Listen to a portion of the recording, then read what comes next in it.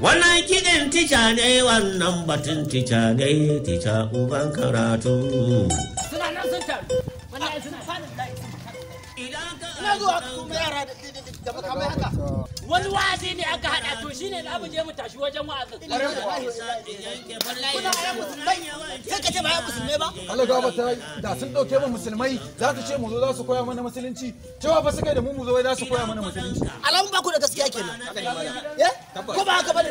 Sai ku je ku ce za ku tada fitina. Gashi yanzu ana ta bude musallatai a gari. Addinin Allah ta kare waya ta kira ta kare ci gaba.